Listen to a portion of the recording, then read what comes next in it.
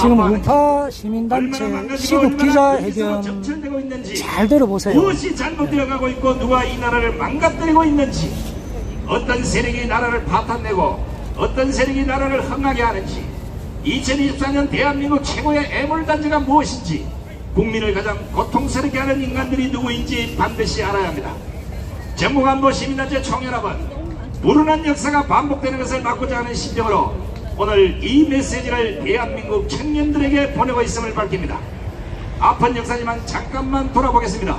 이 나라의 옛날 역사는 아픔 그 자체였습니다. 수많은 외침과 전쟁을 겪은 유일무이한 나라 중에 한 나라입니다. 꼭 알아야 할 것은 어떤 경우라도 난리가 나면 가장 큰 피해를 보는 것은 여성들이라는 사실입니다. 1636년 병자호란 때 인조의 삼전도 항복 후에 조선의 여인들은 청나라 놈들에게 60여만 명이 포로로 잡혀갔고 일제식민지 35년 동안 씹든 좋든 이 땅에 순진무구한 처녀들 20여만 명이 성적노예가 되었습니다. 이것은 지금도 전쟁이 일어나는 국가에서 다반사로 벌어지고 있는 일입니다. 그래도 우리 민족은 정신을 못 차리고 해방 후 수많은 폭동으로 무고한 양민들 또한 희생을 당했습니다. 이 정도는 정신을 바짝 차려야 할 텐데 그것이 아니었습니다. 썩어 빠진 정치인들의 이념 논쟁 때문에 결국 동종사변에 6.25 전쟁까지 당했습니다. 물론 이 전쟁으로 기억하기조차도 가슴 아플 정도로 수많은 국민들이 목숨을 잃었습니다. 이 모두가 정치 지도자들을 잘못 만나 벌어진 일이었기에 지금 이 나라의 운명을 걱정하고 있는 것입니다. 복에 겨운 것인지 아니면 자유민주주의가 거추장스러운 것인지 종북 세력의 자유와 방종을 넘어서 공산주의자들이 넘쳐나는 세상이 되었습니다. 혹여 배에 기름기가 너무 많이 끼다 보니 눈에 보이는 게 없어서 그런 건지, 이것도 저것도 아니라면 스스로 나라를 망하게 하는 DNA가 있는 건지, 지금 우리 청년들이 살아가야 할 대한민국이 또다시 과거의 아픈 구렁텅이로 들어가려고 하고 있습니다. 과거의 경험이 미래를 여는 열쇠라고 하는데 어찌 이 나라 민족상한 아픈 과거를 답습하려 하는지 도무지 이해가 되지 않습니다. 청년들이 혹시 이 호소를 듣게 된다면 2024년 대한민국을 말아먹는 원흉이 누구인지를 반드시 알아야 할 것입니다. 물론 그때 가서도 그 원흉들은 그대로일 수 있으니 우리 청년들은 절대 그들과 같은 사람이 되어서는 안 될 것입니다. 그것은 통칭 반국가 세력이라도 하고 반대한민국 세력이라고 합니다. 바로 주사파, 종북 세력, 국회의원, 불건물이던 법조인들, 기레기 언론, 정교조, 강성노조 등이 그 원흉일 것입니다. 관심이 없는 청년들은 이해가 안 되겠지만 이 나라가 세계 6, 7의 선진국이 그대로 된 것은 아닙니다. 하루 세끼 먹는 것이 힘들어 학교에 도시락도 제대로 못 싸웠던 나라, 기차표 검정고무 친다하면 바닥이 다 따를 때까지 몇 년을 신었던 나라, 가을 운동회 때 겨우 부모님이 장만해준 나일론 검정바지 하나면 봄, 여름, 가을을 입었던 나라, 촛불, 얼음풀, 남포불 아래서 가나다라를 배웠던 대한민국, 1953년 1인당 국민소득이 연 68달러, 당시 아프리카보다 국민소득이 낮은 세계 최비국에 속했던 나라 대한민국, 이랬던 나라가 세계가 부러워하는 G7 경제대국이 됐습니다. 그것도 불과 70여 년 만에 이르는 기적입니다. 그 기적은 이승만, 박정희, 전두환 같은 탁월한 지도자가 있었고 우리도 할 수 있다는 국민적 노력이 뒷받침됐기에 가능했던 것입니다. 여기에 순국선열들의 희생과 선조들의 피와 땀이 읽어낸 기적이라 할 것입니다. 이렇게 모두가 한마음 한뜻이 돼서 이렇게 세운 이 나라가 전쟁 후 70여 년 만에 또다시 위기를 맞고 있습니다. 국민의 절반이 미쳐 돌아가듯이 정가자 정치인들에게 질질 끌려다니고 감옥에 가서 인간들이 부정 조작 선거로 국회의원 배지를 달고는 매일같이 탄핵과 특검을 노래 부르고 있지 않습니까? 한 발 더 나가 이재명을 비롯한 전체 좌파들이 윤석열 대통령을 끌어내리고 정권을 뺏겠다고 큰 소리까지 치고 있습니다. 공권력이 종이 호랑이가 되고 분이 좌파들의 조롱을 당하는 이 어처구니 없는 세상이 되었습니다. 일부 언론을 제거하고는 언론조차도 모두가 쓰레기가 되다시피 해서 공예 수준의 가짜 뉴스를 쏟아내고 검찰, 경찰, 법원은 여전히 문재인 정권 때 심어놓은 빨간 무리들 때문에 정치 범죄꾼들이 한계를 치고 있습니다. 좀 더 정확히 설명하면 나라가 망조의 벼랑 끝에 선 형국이라고 할 수 있겠습니다. 나라가 이권을 하고 있음에도 정권은 큰 소리만 쳤지 반국가 세력들의 놀이터로 내비두고 있고, 정치인들은 국가와 국민을 내팽개치고 범죄자들의 방탄에 빠져있고, 전 정권에서 한자리하며 고위호식한 인간들은 자녀들이 다칠까 눈을 감고 입을 닫아버렸습니다. 배운 자, 가진 자, 높은 자리에 앉은 자, 심지어 해초를 들어야 할 이 시대 어른들도 입을 닫아버렸습니다.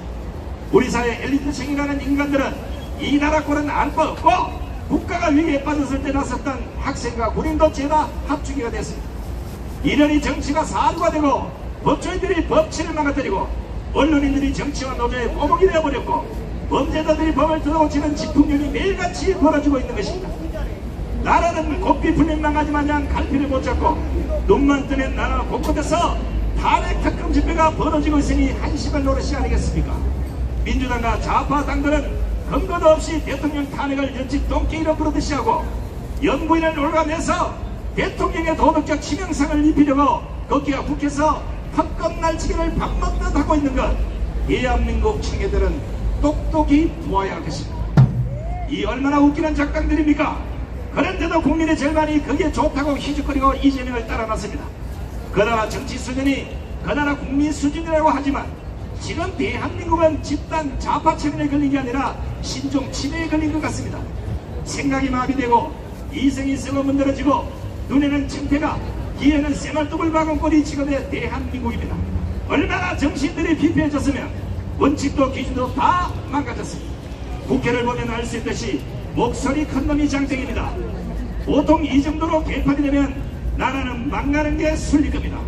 인도의 정신적 지도자 간디가 제시한 국가가 망할 때 나타나는 7가지 징조가 대한민국에 모두 다 나타나고 있다는 사실. 아니, 나타난 지 오래됐습니다. 이런데도 대한민국은 여전히 버티고 있는 게 신기하지 않습니까? 우리 청년들이야 이해가 안 되겠지만 더만한 이유가 있습니다. 바로 자유대한민국을 수호하기 위해서 목숨 걸고 싸우고 있는 바로 여기 강함은 천만 국민들이 있기 때문입니다. 이들은 너무도 순수한 사람들이라 오로지 정의의 편에 서서 자유 대한민국을 지켜줘야 하는 국민들입니다. 권력과 출세를 바라고 싸우는 사람들이 아닙니다. 오히려 싸우지 않는 인간들이 단물은 다 빨아먹고 있습니다. 이들이 아니었으면 대한민국은 문재인 정권 때 이미 공산주의식 연방의 통일이 됐을 것입니다. 다행히 강함은 세력이 버티니까 이 정도까지 온 것입니다. 믿고 싶지 않겠지만 이것이 사실입니다. 이것마저도 손을 놓아버리면 대한민국의 공산화는 정강수처럼 올 것이죠. 지금 좌파 야당들의 발각을 보면 그것은 더욱더 변하게지고 있습니다. 창피한 일이지만 권력을 잡았던 박근혜 대통령도 좌파 작당의 탄핵을 당했습니다. 불법 탄핵의 진실은 다 드러났습니다. 그런데 좌파에 당한 상처가 너무 큰지, 아니면 아예 대한민국의 생각을 접었는지 나라가 이 모양이 됐는데도 그는 가다부터 말 한마디 없습니다. 더 더러운 인간들은 나라가 이 꼴이 됐는데도 천하 태평이 권력자, 정치, 그리고 가진 자들이, 굳이 따지자면 국민 혈세로 잘 먹고 잘 사는 인간들이 나서서 위기의 나라를 구해야 될 것이 아니겠습니까? 가진 자, 재벌들도 같은 인간들입니다. 나라가 망하면 저들은 안 망한다고 생각하는지 콧배기조차도 보이지 않습니다. 우리 청년들이 절대로 인상은 안 되는 것이 있습니다. 나라가 위기에 빠지면 모든 국민이 함께 나서야 된다는 사실을 망각하지 마시기 바랍니다. 기억하십시오. 일제시대 천문학적인 전 재산을 독립운동에 바치고 굶어서 사망한 이회영, 최재형 같은 분들은 안중에도 없는 세상이 되었습니다. 하기사 이 나라가 어떤 위기에 봉착했는지 관심조차 없으니까 길을 열지 않는 겁니다. 그러나 알아야 할 것이 있습니다. 좌파 대통령 김대중 노무현에 이어서 문재인까지 북한이 좋아하는 연방제에 이미 사인을 해버렸다는 사실입니다. 이것은 민주당 정강정책 통일론의 버릇이 기록이 되어 있습니다. 문제는 이재명 역시도 연방제 통일을 신앙처럼 신봉하고 있다는 사실입니다. 있어서는 안 되겠지만 다른 사람은 몰라도 이재명이 대통령 되면 바로 연방제를 실행하고도 남을 사람입니다. 때문에 천만 우파 국민들이 부정 조작 세대의 고리를 끊기 위해서 많게는 9년, 작게는 7년, 6년, 5년 길거리에서 오늘도 투쟁을 하고 있는 것입니다. 그런데 어쩌면 좋습니까? 누구보다 앞서 이 고리를 끊어야 할 대통령, 국민의힘 청년들이 벌어서야 하고 있으니 한장할 일이 아니겠습니까? 비가 오나 눈이 오나 태풍이 오나 살을 태울 것 같은 폭염에도 아스팔트로 나서신 선량한 국민들, 이 국민들의 바람은 이런 나라를 후손에게 물려줄 수 없다는 것 딱 하나밖에 없습니다.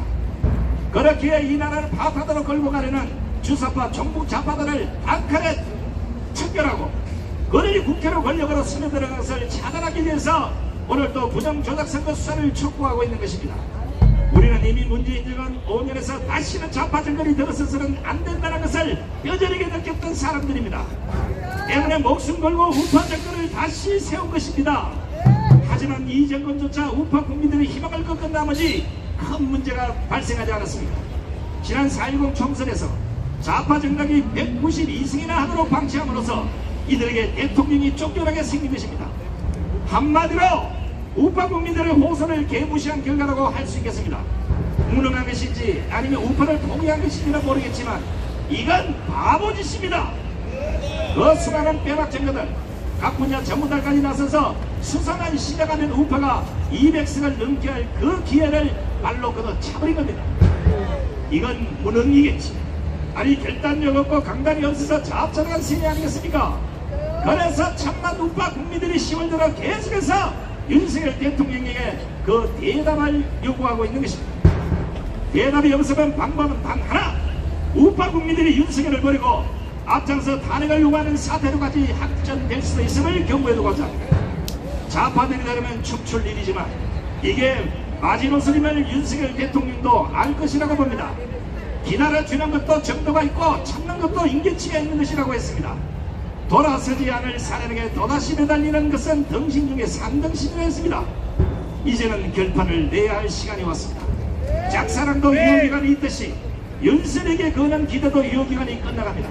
윤 대통령 스스로가 천만 애국 국민들과 함께 손을 잡고 정을 물리칠 것인지 아니면 끝까지 멀어서 할 것인지 이제는 결단을 내야 할 것입니다.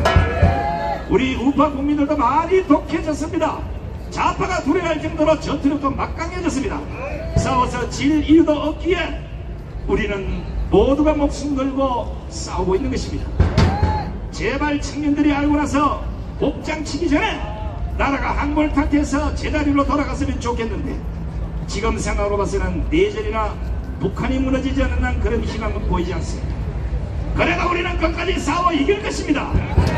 그래야만 나중에 우리 청년들이 우리 후손들이 우리 손녀 손자가 우리를 보고 할아버지는 2016년 그때부터 2024년 나라가 나갈 때까지 도대체 뭘 하고 있었습니까? 이렇게 물으면 우리는 자유민주주의를 수호하기 위해서 좌파들과 죽기 살기로 싸웠다고 당당하게 말할 수 있기 때문에 우리는 오늘 또 광화문 광장에 모여있습니다. 전국안보 시민단체 총연합을 비롯한 애국 국민들은 오늘도 우리 청년들의 미래를 위해서 광화문 광장에 모여있는 것입니다. 반드시 이 땅에 쓸모없는 종북 세력들을 몰아내고 살기 좋은 나라를 우리 후손들에게 물려줄 것입니다. 자, 함께 외칩시다. 청년이여 깨어나라!